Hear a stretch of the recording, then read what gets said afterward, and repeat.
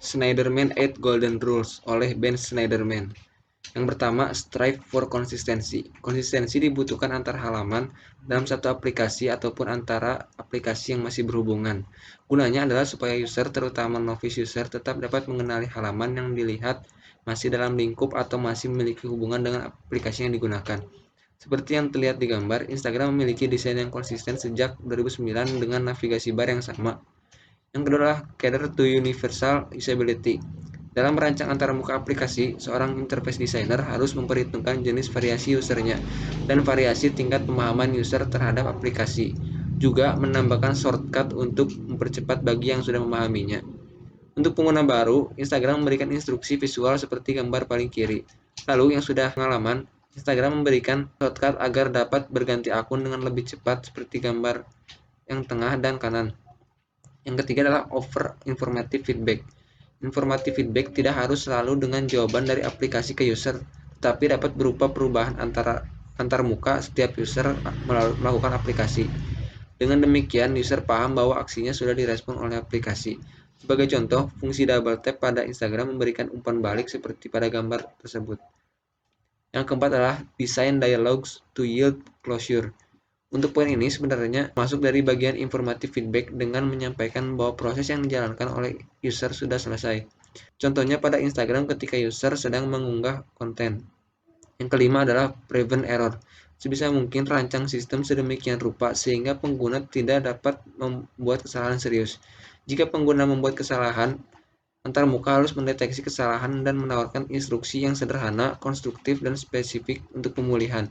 Contohnya ketika user salah memasukkan username di login page Instagram. Keenam adalah permit easy reversal of action.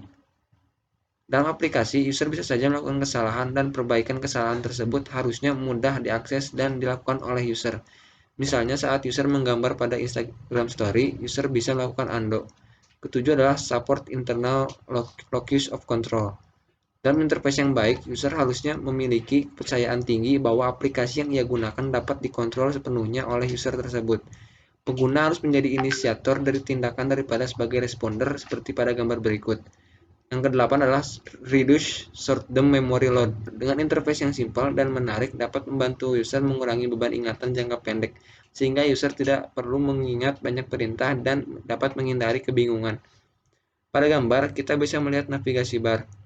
Dari ikon pencarian yang terlihat seperti kasih pembesar, ikon tambah yang terdiri dari tanda plus, dan ikon home yang terlihat dengan gambar rumah. Don Norman, 7 Fundamental Design Principle oleh Don Norman. 1. Discoverability. Titik fokus yang jelas, hierarki visual, dan sistem navigasi yang jelas, semuanya merupakan kemampuan dan pemahaman yang baik di dalam sebuah desain. Sebagai contoh, gambar ini merupakan halaman arahan menggunakan titik fokus, seperti ajakan bertindak, gambar dan header, navigasi yang jelas, hierarki visual, dan jarak untuk memudahkan pengguna mengetahui tindakan apa yang mungkin dilakukan. 2. Feedback. Norman menjelaskan bahwa umpan balik harus segera, informatif, terencana, dan diprioritaskan. Ketika kita berinteraksi dengan barang atau produk sehari-hari, kita membutuhkan sesuatu untuk mengkomunikasikan hasil tindakan kita atau sebagai umpan balik. Sebagai contoh, gambar ini merupakan umpan balik yang digunakan untuk memperbarui pengguna tentang status permintaan pertemuan mereka. 3. Konseptual model. Model konseptual adalah penjelasan sederhana dan berguna tentang bagaimana sesuatu bekerja. Sebagai contoh, gambar ini merupakan pengalaman orientasi adalah contoh yang baik tentang bagaimana model konseptual dapat memberikan penjelasan kepada pengguna tentang cara kerja produk atau layanan. 4. Affordance. Affordance adalah tindakan yang dirasakan oleh properti aktual dari suatu objek yang membantu kita menentukan operasinya. Sebagai contoh, gambar ini merupakan knob termostat berbentuk seperti yang dapat digunakan, yaitu putar untuk meningkatkan suhu. 5. Signifier. Penanda berkomunikasi kepada kita di mana tindakan harus dilakukan. Sebagai contoh, gambar ini merupakan penanda, seperti tombol dan isyarat visual, memberitahu Anda di mana tindakan yang berbeda dapat terjadi dalam desain. 6. Mapping. Pemetaan adalah hubungan antara kontrol dan efek yang mereka miliki di dunia.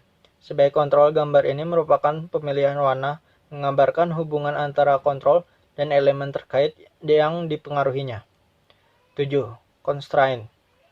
Seperti yang dijelaskan oleh Norman, ada berbagai bentuk kendala termasuk fisik, sematik, budaya, dan logis, yang masing-masing dapat membantu memutuskan perhatian kita pada tugas penting dan membantu mengurangi kemampuan kesalahan manusia. Kendala fisik membatasi kemungkinan operasi. Sebagai contoh, gambar ini merupakan proses kompleks untuk membuat dan mengelola acara telah disederhanakan melalui penggunaan langkah-langkah kecil yang memberikan informasi yang cukup kepada pengguna untuk menyelesaikan suatu tugas pada satu waktu. Baik, selanjutnya 10 Usability Heuristics for User Interface Design oleh Jacob Nielsen. Yang pertama, Visibility of System Status. Suatu desain harus selalu memberikan informasi kepada pengguna mengenai apa yang terjadi, melalui umpan balik yang baik dengan jumlah waktu tertentu. Pada contoh UI ini, progress bar yang ada di atas melakukan tugasnya dengan memberikan informasi bahwa 3 dari 5 gambar telah diupload. Di sini, pengguna dapat menunggu tanpa khawatir hingga proses selesai. Selain itu, pengguna dapat menekan progress bar untuk melihat status upload secara detail. Jika tidak seperti ini, maka pengguna akan kebingungan dan akan menekan tombol back atau refresh. Kita dapat membuat pengguna menghindari hal tersebut dengan membuat status sistem yang transparan. Kedua, match between system and the real world. Suatu desain harus berbicara menggunakan bahasa penggunanya. Gunakan kata, frasa, dan konsep umum untuk pengguna. Hal ini akan memberikan kesan keakraban dan kepercayaan untuk pengguna. Pada contoh ini, kita dapat melihat animasi atau gambar di bagian atas layar. Pengguna dapat memahami grafik ini karena mirip seperti kartu pembayaran asli, dan dapat mengisi detailnya tanpa kebingungan bahkan jika mereka tidak familiar dengan net banking. Yang ketiga, ada user control and freedom. Pengguna sering melakukan kesalahan. Mereka membutuhkan sebuah tanda emergency exit untuk meninggalkan aksi yang tidak diinginkan tanpa kesulitan. Pada contoh ini, UI menunjukkan pesan pop-up berhasil untuk mempublikasi sebuah profil. Bukan hanya pesan pop-up berhasil, tetapi ada juga tombol undo dalam pesan itu yang dapat membantu pengguna untuk kembali dan mengatur ulang profil mereka jika mereka sebelumnya menyelesaikannya tanpa sengaja. Yang keempat, konsistensi and standards. Desain konsisten dan baik akan memudahkan bagi pengguna dalam mengenal fitur agar tidak membuat mereka ragu-ragu saat menggunakan fitur tersebut. Hindari penggunaan informasi atau gambar yang berbeda namun memiliki makna yang sama. Contoh ini merupakan bagian UI guideline dari suatu produk. Dengan menggunakan brand guidelines, kita dapat dengan mudah menjaga konsistensi dan standar. Yang kelima, error prevention. Pesan error yang baik memang penting, tetapi desain yang terbaik akan mencegah error itu muncul. Maka lebih baik mencegah kemungkinan kondisi error dengan melakukan cek dan memberikan pengguna opsi konfirmasi untuk memastikan aksi mereka. Pada contoh ini, UI menunjukkan standar password yang harus diikuti saat membuat sebuah password. Jadi, pengguna dapat melakukan pengecekan password dengan standar sistem dan menyelesaikan tugasnya dengan baik di percobaan pertamanya. 6. Recognition rather than call. Pengguna seharusnya tidak perlu mengingat informasi dari satu bagian interface ke interface lainnya. Agar pengguna tidak bingung, buat aplikasi yang membuat pengguna bisa mengenali pola desain yang dibuat sehingga mereka bisa tetap menjalankan aplikasi tanpa harus mengingat langkah yang harus dilakukan setelahnya. Desain UI ini merupakan contoh yang tepat untuk pengaplikasian poin 6. Di sini, desainer menyimpan barang yang sebelumnya dilihat oleh pengguna di bagian home screen, dan itu akan mengingatkan pengguna tentang pencarian terakhir mereka dan barang yang perlu dibeli. Pendekatan seperti ini akan membantu kita mengurangi beban memori pengguna. 7. Flexibility and efficiency of use. Shortcut tersembunyi dari pengguna baru dapat mempercepat interaksi untuk pengguna ahli sehingga desain dapat melayani pengguna yang tidak berpengalaman dan yang berpengalaman. Contoh UI ini menunjukkan implementasi dari poin 7. Untuk menyalin suatu elemen, pengguna baru dapat menuju edit dan klik copy, tetapi terdapat shortcut untuk pengguna ahli. Mereka akan menekan komensi dan menyalin sesuatu dengan lebih cepat. 8. Aesthetic and minimalist design. UI tidak seharusnya mengandung informasi yang tidak relevan atau jarang dibutuhkan. Setiap informasi tambahan yang kurang relevan akan membingungkan pengguna dan membuat pengguna tidak melihat informasi yang penting. Untuk contoh UI implementasi poin 8 ini, Google merupakan contoh sempurna karena desainnya yang minimalis dan tidak mengandung informasi yang tidak penting. 9. Help users recognize, diagnose, and recover from errors. Desain yang baik dan nyaman tentu belum lengkap tanpa adanya penanganan error yang baik bila terjadi. Saat error terjadi, aplikasi seharusnya tidak hanya memberikan pesan error namun juga memberikan solusi. Contoh UI dengan penanganan error yang baik adalah seperti gambar ini. Saat pengguna telah selesai mengetikkan username-nya, sistem memberitahu bahwa tidak ada username yang sama. Maka pengguna dapat mengkoreksi username-nya dan apabila masih tetap error, pengguna dapat menggunakan link pemulihan. Dengan menggunakan itu, mereka dapat memulihkan atau membuat username baru. 10. Help and documentation.